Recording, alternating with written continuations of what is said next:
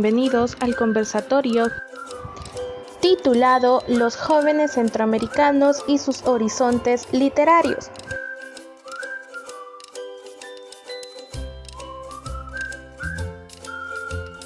Presentando los datos biográficos de los invitados. Adelaida Loucouta nació en Guatemala el 9 de diciembre de 1979. Estudió letras en la Universidad de San Carlos. En esos años se dedicó a hacer recitales de poesía, ir al cine y tratar de cambiar al mundo por medio de la cultura. Participó en algunos proyectos editoriales artesanales, silvestres e independientes. Es ahí donde salieron sus primeros libros. Es escritora y poeta. Su poesía puede ser apreciada en el blog llamado Cotidiano. Entre sus logros literarios están: primer lugar del certamen de poesía Miguel Ángel Asturias en la Universidad de San Carlos en 1999. Primer lugar de poesía en los Juegos Florales Otto René Castillo del 2000.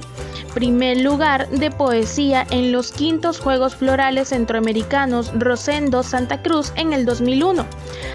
Algunas de sus obras más representativas son Amalia ya no está, Calle Correos, Algo que le pasa a otras personas, e Historias de un caballero y una princesa. Eleazar Rivera nació en 1976 en Santo Domingo, San Vicente, El Salvador. Fue miembro del extinto Taller de Letras Talega. Se graduó como profesor y licenciado en Letras en la Universidad del Salvador. Ahí mismo, pero en 2014, egresó de la maestría en Estudios de Cultura Centroamericana. Ha obtenido diversos reconocimientos, entre los cuales destacan: Premio María Escalón Núñez en 1996. Primer lugar en los Juegos Florales de Sonsonate en el 2005.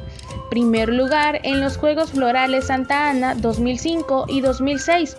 Premio Centroamericano de Poesía Pablo Neruda en San José, Costa Rica en el 2004. Premio Internacional de Poesía Joven La Garúa, Barcelona, España en el 2007 y primer lugar en los Juegos Florales de Santa Rosa de Copán en Honduras en el 2009. Cabe destacar que Concultura le otorgó el título de Gran Maestre en Poesía en el 2006. Es parte de la antología poética Juego Infinito del Taller Literario Talega en 1999, 500 años de prosa y verso en Sao Paulo, Brasil en el 2000, Los Ángeles también cantan en Lima, Perú en el 2006, Lunáticos Poetas Noventeros de la Posguerra en San Salvador, El Salvador en 2012 y segundo índice antológico de la poesía salvadoreña en El Salvador, San Salvador en el 2004. Dentro de su poesía publicada tenemos Escombros en 2003, Crepitaciones en 2006, Ciudad del Contrahombre y Noctambulario en 2008. La idea es como que ustedes comiencen introduciendo su tema y quisiéramos que nos hablen de su trayectoria y de las problemáticas de la literatura en la juventud. Ustedes como escritores contemporáneos, quisiéramos saber cuáles son sus tendencias estéticas, cómo se formaron en este mundo difícil de la escritura, cómo ven el panorama hacia futuro y cómo ven ustedes la problemática de la juventud que tiene vocación literaria. Entonces puede comenzar cualquiera de ustedes, porque esto es un poco informal, no es una cuestión formal, sino que es un conversatorio más que todo. Empecé en el mundo de las letras por rebelde sin causa. A nivel de bachillerato, yo estudié era un bachillerato en administración industrial y perito en dibujo de construcción, y no tenía nada que ver con nada. Lo estudié por rebelde. Y ahí me di cuenta que no me gustaban las carreras técnicas, entonces busqué algo que tuviera que ver con otra cosa, ¿no? Que no fuera una carrera técnica. Me metí a letras. Todo el mundo me dijo que no iba a vivir de eso y en efecto, no he vivido de eso. Me ha ayudado mucho para otras cosas de las que sí he vivido. Entonces no ha sido de ninguna forma un talento desperdiciado y un tiempo perdido. Probablemente no soy tan idealista como era hace 20 años cuando estudié la carrera, Y entonces, si ustedes estudian letras y son idealistas, no tengan pena, pueden seguirlo siendo dentro de 20 años. Problemáticas, hay muchas cosas que se me vienen a la cabeza. Durante 10 años yo trabajé dirigiendo clubes de lectura en una biblioteca y entonces creo que uno de los mayores problemas es que la gente en general no lee. O sea, yo me topaba con mucha gente que lo último que leyó fue los libros estos con los que uno aprende a leer barbuchín en cuarto primaria, una cosa así, y de ahí en su vida jamás habían vuelto a tocar un libro, menos porque les llamara la atención leer. Entonces, para mí el reto ha sido encontrar una forma de entablar ese diálogo con los lectores que no sea duro y que no sea pesado y que sea una opción para que alguien empiece a encontrarle el gusto de leer porque es divertido, porque se puede entretener, porque puede encontrar respuestas. Creo que ahora estamos en una época, gracias a la pandemia o a pesar de ella, en que mucha gente empezó a escribir más. No sé qué tanto más hayan empezado a leer. Lo que sí es que tenemos muchas otras fuentes para encontrarnos con la literatura. Entonces, no necesariamente los libros en soporte físico y el objeto libro sea el que nos convoca acá, pero también hemos encontrado muchas otras formas de encontrarnos con la literatura. Entonces, por cada cosa, digamos, problemática, hay una solución en la que nos podemos ir acoplando. Lo importante y lo necesario, creo yo, es ir encontrando esas oportunidades de encuentro con los lectores y de reconciliación. A ver, Eleazar. Bien, básicamente, y creo que por el mismo tiempo yo andaba de rebelde sin causa también. Después, ya el trabajo que uno hace ya como profesor, en la vida profesional, creo que el mismo trabajo, creo que a Adelaida le ha de pasar. No es lo mismo tener la vida de estudiante que el trabajo, ya cuando uno tiene una responsabilidad laboral. De alguna manera el trabajo tiende a absorbernos y uno le dedica menos tiempo a la lectura y a la escritura, obviamente, ¿verdad? Creo yo. Sin embargo, ¿hola? Sí, no, que justamente había una pregunta ahí en el chat al respecto. Carlos Antonio Quintanilla pregunta, con este cambio de profesión y dinámica de vida, ¿qué es lo más dificultoso de estructurar ahora en su literatura? Hay varias cosas, y no es lo mismo vivir uno de estudiante y tener como esa vida para leer y para escribir y estar trabajando. A nivel profesional, bueno, en los clubes de lectura yo me di cuenta de una diferencia bien importante. Hay dos tipos de libros.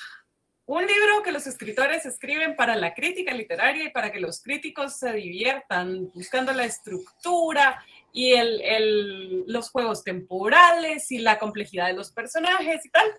Y hay otros libros que los escritores han hecho para que los lectores se entretengan. Entonces, esa diferencia es bien importante reconocerla. Es una decisión que uno tiene que tomar como escritor en algún momento de, bueno, voy a escribir una novela súper complicada que va a ser el Ulises y que se va a tratar de un día en la vida de un fulano, pero voy a invertir, no sé, 400 páginas en explicar el día en la vida de este fulano. O voy a escribir, no sé, es algo que de hecho me di cuenta en los clubes de lectura. O sea, la gente que no ha leído en mucho tiempo es porque de pronto en todo el material curricular no tenía nada que les diera un respiro. Y entonces esto se amarra un poco con una idea que plantea Daniel Pennack en su libro Como una novela, en que dice que los lectores, lo que pasa es que pierden el sentido de gratuidad de la lectura. Y entonces ese sentido de recompensa gratuita. Entonces, cuando uno es niño, que sus papás le leen o que uno empieza a leer, es el mundo del descubrimiento. Tengo este libro y las palabras significan esto y lo puedo relacionar porque ahí donde hay arquitos y palitos dicen mi mamá me ama. Y es el descubrimiento. Y después de eso, deja de ser gratis. Entonces, leemos y nos preguntan qué entendimos, cómo lo entendimos, qué quería decir el autor, qué no quería decir el autor, qué no sé qué. Y por qué no estás leyendo nada de provecho y por qué. Entonces se va complicando al punto de que le quitan lo divertido. Cuando nos volvemos adultos, hay muchos adultos que no se recuperan de ese trauma y dejan de leer por el gusto de leer. Entonces leen cosas técnicas, leen libros de, no sé, de economía, pero ya no buscan la literatura porque no es de provecho, porque no les está dejando nada, no sé, hay mil argumentos. Entonces, si a eso le sumamos que en las clases de literatura nos ponen estos clásicos que los maestros no entienden, que los pusieron a ellos también por obligación a leerlos y que no van a poder transmitirle a los alumnos qué era lo bueno que decía este señor. O sea, hay un libro que un fulanito escribió en, no sé, 1850, ¿por qué debería yo estarlo leyendo ahorita? O que alguien escribió en 1700. O sea, ¿qué me va a decir eso a mí? ¿Qué me va a hablar eso a mi vida ahora? Entonces, el reto para los escritores es un poco tomarse en serio la literatura, porque no es solo que voy a escribir lo primero que se me ocurre y no va a pasar por ningún proceso crítico y ningún proceso editorial y no voy a usar ningún tipo de figuras del lenguaje y no lo quiero hacer complicado, entonces lo voy a hacer todo lo contrario, extremadamente simple. Es entender que también es un producto para entretener y se lo tenemos que vender a la gente. Y así como usted, Adelaida, ¿cuáles han sido sus influencias para motivarse en la literatura? Es que depende tanto de tantas cosas. Esas son esas preguntas difíciles porque no tienen una respuesta directa. O sea, se tiene que ir uno por todas las ramas a contestar. Pero, a ver. De mis novelas favoritas y que recomiendo todo el tiempo, hay cosas tan deliciosas de leer como La joven de las naranjas, por ejemplo. No es simple, pero está contada de una manera amena que se disfruta. Entonces, uno puede entrarle a una novela así, de repente, y después decir, va, ¿saben qué? Le voy a entrar al Ulises porque quiero ver de qué se trata y ya tengo el reto. Entonces, pero es cuestión tal vez de no ir en soledad. A mí por eso me gustaban mucho los clubes de lectura, porque los lectores tienden a sentirse solos y no hay otro loco que hable con uno de su tema. Y uno lee libros que son buenísimos y no tiene con quién discutirlos. No sé, es cuestión de ir topándose de repente, de ir quitándole la presión al libro de me tiene que enseñar algo. O sea, definitivamente todos los libros te van a enseñar algo, para bien o para mal. O sea, los peores libros que yo he leído me han enseñado por lo menos cómo no escribir un libro. Y entonces, de repente se topa uno con La elegancia del erizo de Muriel Barbery y dice uno, esta historia es la que yo debería haber escrito en algún momento de mi vida. O sea, este es el libro. Y uno quiere que todo el mundo lo lea.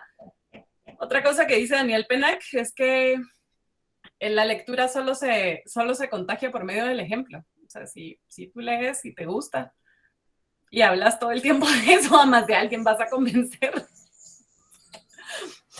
Yo creo que ya me fui por las ramas, pero tengo otra pregunta aquí para Eleazar, que dice, en sus publicaciones ha utilizado escritos de su etapa de estudiante en el bachillerato, y si es así, ¿cómo fue el proceso de corrección y su pensar del trabajo de aquel joven de no hace tanto tiempo? Hace un par de años. Para trabajos de aquel momento creo que no he utilizado, o sea, los tengo guardados. Sí, tal vez, lo más cercano son los textos que aparecieron en el primer libro, Escombros, que es yo digo mis errores de juventud, porque uno siempre comete errores, y creo que los libros, a medida que se van publicando, uno va viendo cómo... Los publican, ¿no? O sea, uno comete el error y encima lo publica. Pues sí, es que ese es el segundo error. Entonces, creo que ahí sí hay poemas tal vez no del bachillerato, pero sí poemas que escribí estando en la universidad, que eran bastante cercanos a ese momento, que es lo más cercano. Y aquí estaba viendo que hay otra pregunta para Adelaida. Dice que si perteneció a un grupo literario para poder formarse como escritora, o toda su formación ha sido autodidacta. A ver, yo me metí a letras, o sea, yo estudié licenciatura en letras Nunca me gradué, pero sí hice la tesis. A mí la burocracia me ganó. Pero esa es otra historia triste y larga, como la del castillo de Kafka. A finales del primer año de la carrera me metí a un taller de poesía que dirigía Enrique Noriega, justamente en la facultad, y entonces ahí es donde empecé a encontrar a lobos de mi manada. Ahí fue donde empecé a leer de verdad poesía y a darme cuenta que sí me gustaba escribir poesía. Pues como les digo, yo hice toda la carrera, yo terminé la carrera, entonces sí tengo la formación de licenciatura en letras. Después me he dedicado a cosas que de alguna forma tienen que ver con las letras. Entonces sí trabajé, o sea, toda la vida he sido correctora de textos porque eso es lo que le toca a uno cuando estudia los trabajitos extras corrigiendo redacción y estilo. O sea, trabajé en editoriales, yo trabajé haciendo libros de texto para niños en Norma, eventualmente en Santillana. De hecho, hace unos 4 años escribí una novela para jóvenes con Santillana, y hace un par de años escribí una para niños pequeños, que esa todavía no la publicaron porque en eso pasó la pandemia. Entonces se quedó ese texto ahí. Trabajé 10 años en los clubes de lectura y después trabajé en revistas, en periódicos, y ahora que me pasé al otro lado de la fuerza, que escribo otra cosa que no es eso, entré a la agencia de publicidad yo escribía todo un periódico para motoristas. Entonces era la ficción de mi vida, yo me encarnaba como motorista y escribía para motoristas. Entonces eran textos comerciales, absolutamente no tenían nada que ver con literatura, pero sí era un ejercicio bastante interesante, porque de pronto es contar algo que no necesariamente yo viví. Entonces sí era una ficción y estaba hecha algo como cuando Francisco Alejandro Méndez hacía las cartas de Querida Lupita aquí para el siglo XXI. Él era Lupita. Entonces, de pronto los escritores nos toca encarnar el personaje y ser alguien que no somos. Entonces, igual yo escribía para motoristas, él escribía. ¿Y estos momentos han influido en sus obras? Yo creo que todo. Yo sé que es bien... los escritores siempre tenemos las antenas encendidas. Y entonces hay muchas cosas que se van quedando, que uno guarda en la mochila, así como, ay, más tarde lo uso. Conversaciones, gente con la que uno se encuentra, definitivamente todos los trabajos por los que uno ha pasado están ahí, hay algo latente, y entonces tal vez no va a escribir uno no sé, el cuento de este profesor de literatura que se vuelve loco y le pasa algo. Creo que lo importante es ir eso, guardando como esas cosas que van nutriendo al escritor para más adelante. De plano, todas las lecturas influyen, todo lo que uno lee. Entonces, sea que te toque estar corrigiendo un texto yo corregía tesis de ingeniería. Entonces, los ingenieros son bastante creativos para inventarse verbos, así como cortocircuitear. Cosas por el estilo. Entonces, de pronto le toca a uno después escribir un cuento de alguien que cortocircuiteaba, no sé. Yo en algún momento me hice la pregunta si yo quería ser, por ejemplo, una escritora comprometida. Mi generación, yo empecé a escribir en el 98, más o menos. O sea, ya de verdad, así ya formalmente, ya no los poemas de la niña quinceañera que hacía catarsis. Y entonces soy la generación de posguerra aquí, porque en el 96 se firmó la paz en Guate, entonces los escritores que salimos después de eso somos la generación de posguerra. Y entonces eventualmente la gente tenía que ser comprometido o tenía que hacer todo lo contrario a la literatura comprometida porque tenía que estar en otro tipo de mindset. Yo decidí que yo no podía ser comprometida. Y hay cosas que pasan. Ponerle ahorita con la pandemia, ya me preguntaron así como, ¿ya se te ocurrió algo de escribir de la pandemia? ¿Qué va a ser tu obra ahora con la pandemia? Yo todavía no estoy lista para escribir de la pandemia. O sea, a mí me toma mucho más tiempo asimilar las cosas. Lo único que se me ocurrió fue el inicio de una historia de terror. Yo no escribo terror, pero creo que ese es el sentimiento que la pandemia nos trae. Entonces, en algún momento va a salir algo. Y entonces a mí, por ejemplo, el otro día estaba escuchando un poema de Yoconda Belli, donde habla de esta mujer asesinada y hace toda una recreación en su poema del momento en que, o sea, de ella y su vida y que la matan y todo este rollo. Y entonces decía, yo no puedo tomar una noticia así. Yo no siento tener la capacidad. Tal vez me toma mucho más tiempo asimilarlo. Y entonces tal vez en algún momento yo usaría algo así para mi literatura, pero es algo que ha tenido que quedarse mucho tiempo, que yo he masticado y pensado durante mucho tiempo. Entonces yo siempre tengo encendida la voz en off que me va contando cosas y la grabadora siempre está encendida en la cabeza, recibiendo información y pensando en cosas. Entonces se procesa y se sale. No sé, y a veces es poesía, y a veces es narrativa, y a veces es algo con lo que no estoy familiarizada o que no me gusta. Yo era enemiga de escribir ensayos y terminé escribiendo artículos para revistas digitales sobre literatura. Entonces, no sé, es complicado. Una pregunta para ambos. ¿Cuáles creen que son las razones principales por las que los jóvenes han perdido el interés por la literatura? Porque tienen TikTok.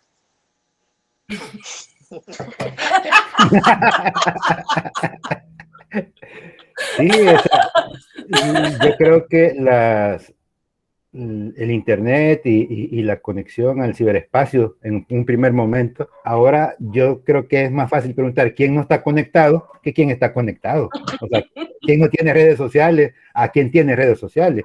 Eso de alguna manera nos ha distraído bastante y ha captado la atención. Si yo les pregunto a ustedes, ¿quiénes de ustedes, cuánto tiempo le dedican ustedes al Facebook, por decir algo? Yo les aseguro que por lo menos 2 o 3 horas diarias le dedican a estar revisando su Facebook. Y imagínense lo que decía Adelaida, el TikTok. Hay gente que pasa metida en eso, viendo videos, subiendo contenido. Está el YouTube, viendo videos, viendo no sé qué cosa. O sea, el acceso que tenemos al ciberespacio es tan grande, es tan ilimitado, que nos consume tiempo y está compitiendo con la lectura. Y si nosotros nos ponemos a pensar ahora en la pandemia, cuando estuvimos el tiempo que hemos estado encerrados, aquí en El Salvador tuvimos una de las cuarentenas más largas del mundo, casi 100 días encerrados. Entonces, la gente, un escape fue eso precisamente, la conexión a redes sociales. Y no estoy diciendo que sea malo, en algún momento también nos permitió comunicarnos con las demás personas. De hecho, gracias a las redes sociales y al internet y todo eso, nosotros estamos conectados acá, ¿verdad? O sea, yo creo que no, toda la vida ha habido algo que te aleja, que te distrae de los libros. Cuando yo empecé a leer, fue porque tenía mucho tiempo. Creo que sobra decir que yo en ese momento no me llevé para leer, qué sé yo, El Señor Presidente, de Miguel Ángel Asturias, que es uno de los que ponen acá en Guate en el bachillerato, o en básicos. Es terrible, porque el libro la historia es extremadamente buena, pero es extremadamente dura y terrible, y es triste, y es asfixiante, y uno ya tiene suficiente con la adolescencia como para que encima de todo lo pongan a leer algo que lo asfixie. Entonces, creo que el reto está en seguir intentando encontrar ese libro que te diga algo en lo que no estabas pensando y que te enganche para buscar otro libro. Entonces yo, de hecho, en los clubes de lectura les decía, miren, si ustedes empezaron a leer con Coelho y les gustó, a mí me parece maravilloso porque encontraron un libro que les dijo algo. El reto está en no quedarse ahí, en no conformarse con ese único libro que me gusta y que va a ser mi único libro para toda la vida.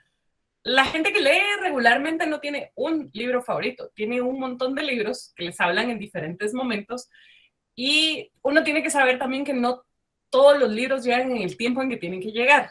Entonces, muchos de mis amigos leyeron 100 años de soledad cuando tenían, no sé, 17, 18 años. Yo lo leí cuando tenía como 23. Entonces, para mí fue una experiencia muy distinta. A mí me encanta 100 años de soledad. O a mí me encanta Rayuela, pero porque me llegaron en un momento que tal vez no es el momento en que no estás listo para que te llegue ese libro. Entonces, libros que no te han gustado, que te han parecido difíciles o que te han parecido lo que sea, vas a encontrar el momento más adelante. Tal vez te van a hablar y tampoco es obligación, pues, no todos los libros nos tienen que gustar.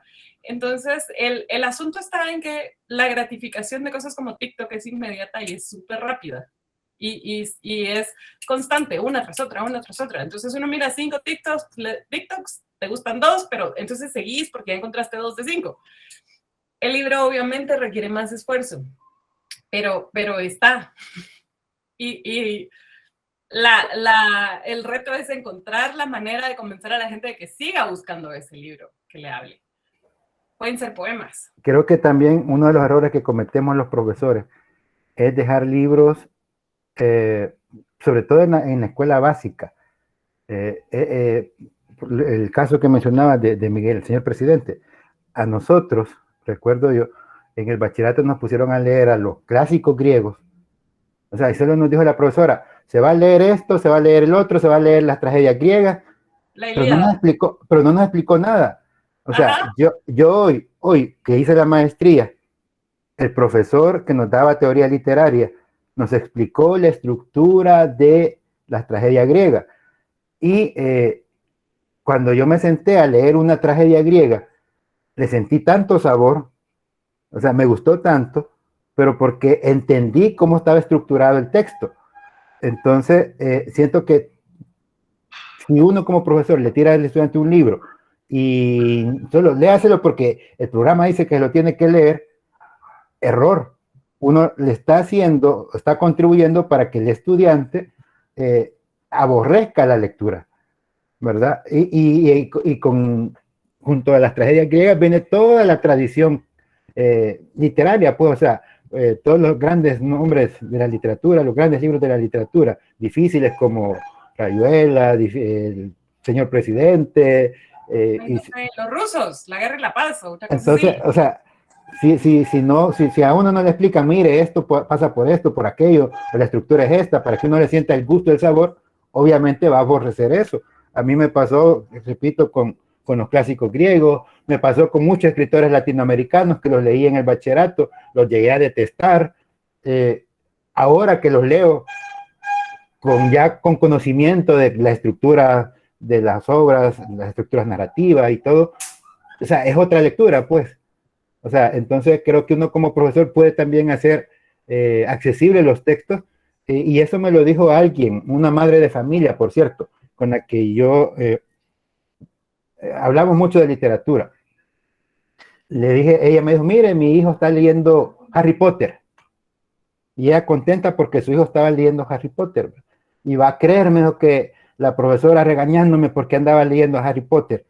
Yo le dije, me dijo que se alegrara porque mi hijo estaba leyendo, aunque sea a Harry Potter.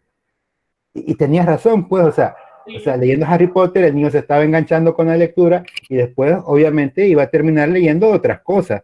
Y he visto que esos casos de gente que ha empezado leyendo las sagas estas de Harry Potter, las sagas de Crepúsculo, y han terminado leyendo, por ejemplo, El Quijote. Han terminado leyendo 100 años de soledad.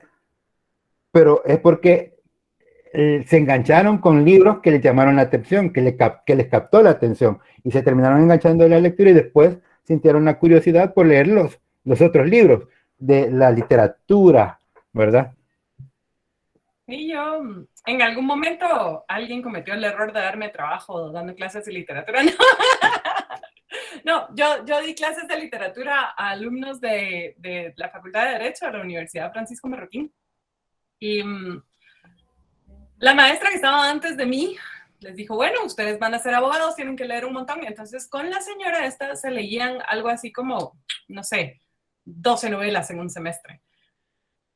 Entonces yo llegué y les dije, miren, aquí es obligatorio, la única novela obligatoria que tienen que leer, porque la tienen que leer, es El señor presidente, y esa la vamos a leer, no la vamos a leer de un tirón, o sea, no se las voy a dejar para un fin de semana.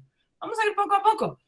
Yo les puse cuentos. Les dije, bueno, si vamos a leer, por lo menos entendamos lo que estamos leyendo. Entonces leíamos cuentos cortos para que nos diera tiempo de analizarlos y exprimirlos un poco. Porque esa es otra cosa. De pronto es como cantidad contra calidad de lectura.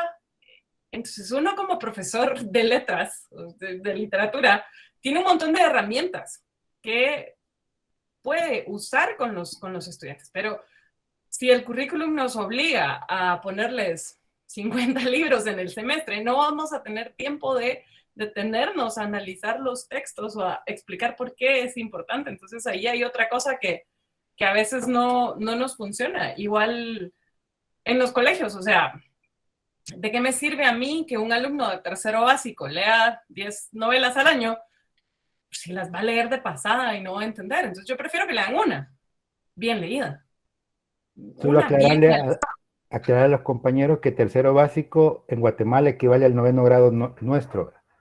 Yo creería que todos los que estamos acá, de alguna manera disfrutamos la lectura, pues, o sea, creo que ya superamos esa etapa, ya superamos esa etapa de la escuela básica, del bachillerato, donde la lectura era obligada. Cuando llegamos a la universidad, yo creo que el horizonte tendría que haberse ampliado y de hecho todo lo que se ha tenido que estudiar en la universidad tuvo que habernos ayudado a poder llegar a los libros y sentirles el gusto, pues, porque ya estamos en otro momento, ¿verdad? Sí. Bueno, ahí dice que estar ahí, en su opinión, las redes sociales son herramientas que pueden ser útiles para la difusión de contenido literario, pero que no se les da el uso adecuado. Es que sí, ahí creo que otro de los factores que influye es que de pronto hay escritores, esos escritores, que nos salen un poco de su seriedad en cuanto a soy el señor escritor y, o sea, están metidos como en ese papel rígido. Y entonces, no, las redes sociales definitivamente, o sea, yo he encontrado cuentas en TikTok. Hoy en la mañana me encontré una que habla de mitología mesoamericana. Hay formas de crear contenido literario interesante a partir de las redes sociales y no necesariamente es el autor leyendo sus poemas, ¿verdad? La idea es generar esta conversación y a partir de la conversación ya puede uno ir llevándolos a picarles esa curiosidad. Es difícil adaptarlos, creo yo, porque de pronto ahorita surgió TikTok, pero dentro de 2 días surge otra red social y dentro de 20 días sigue existiendo Facebook, pero ya nadie se metía ahí, ahora regresan. O sea, es también irse adaptando a esos cambios tecnológicos tan rápidos y quitarle un poco lo sagrado de la idea del escritor serio que no se va a meter a hacer un... Es que, bueno, veo que Mauricio levantó la mano. Bueno, quizá para ir cerrando, vamos a escuchar algunas muestras de recital. Si tienen algún poema o unos par de poemas cada uno de ustedes, pues que nos los puedan leer. Bien, vean, de Ciudad del Contrahombre, les voy a leer un par de textos. Bueno, hay 2 poemas que a mí me gustan mucho. Los poetas menores. Poetas menores hay muchos. Los hay de paja y de madera. Los hay de oro y de diamante. Unos fingen y otros no saben actuar. Unos son higueras que se marchitan antes de dar fruto. Su palabra es fugaz y no alcanza a germinar. Otros creen ser la panacea y se vanaglorian de su obra digna de muchos escupitajos. No se dan cuenta que sus versos apestan de tanta podredumbre. No se dan cuenta que son apátridas en la lengua de Homero. Y el otro se llama los poetas mayores. Para que vean la diferencia, los poetas mayores guardan su palabra en algún lugar del Olimpo. Siempre se sientan a guardar sustantivos, a limpiar verbos y a buscar adjetivos entre la bruma de alguna metáfora floreciente. Nunca se dan cuenta de la forma que tienen sus versos. Su crepitar es constante y apenas aciertan la inmundicia que les rodea. Los poetas mayores callan, mientras aprenden del silencio. Inmortalizan al cangrejo y alargan la vida a los suspiros. Sienten hambre y comen la carne de la vida. Sienten sueño y duermen. Se espinan y lloran amargamente como cualquier Magdalena arrepentida. Y hacen de sus huesos un cetro imaginario. Los poetas mayores callan mientras guardan sus versos en algún lugar del Olimpo. Perfecto. Bueno, poemas ahora Adelaida. Yo quiero compartirles hoy un par de textos de este libro que se llama Historias en tercera persona. Se pregunta qué pasaría si cambiara la periodicidad con que se corta las uñas de los pies. Se niega a contarle que tenía los ojos rojos porque suele pasarle que no puede disimular las súbitas ganas de llorar que atacan a cierta hora de la tarde. Se detiene en el verso de una canción y decide si es un mensaje del universo o no. Toma café, toma agua si le ofrecen agua, toma vino si le ofrecen vino. Le pone palabras, intenta ponerle palabras a todo lo que sintió cuando terminó de leer el libro, a todas las ideas que no sabe cómo verbalizar. Intenta parecer normal, camina todo lo que puede, pero no siempre consigue llegar a donde quería llegar. Se pregunta qué pasaría si hiciera esa llamada que ha estado postergando todo este tiempo. Se pregunta qué pasaría si le pusiera palabras a todo lo que sintió después de las ganas de llorar. Le sube volumen a la radio. Después de todo, quizás sí es un mensaje del universo. Rastrea el sonido de su voz en sus recuerdos. Encripta y decodifica mensajes ocultos en los gestos que acompañaron la conversación. Duda. Acelera el paso. Se detiene un momento después. Recuerda un poema que escribió hace mucho tiempo. Tiene frío. Se pregunta qué pasaría si apareciera.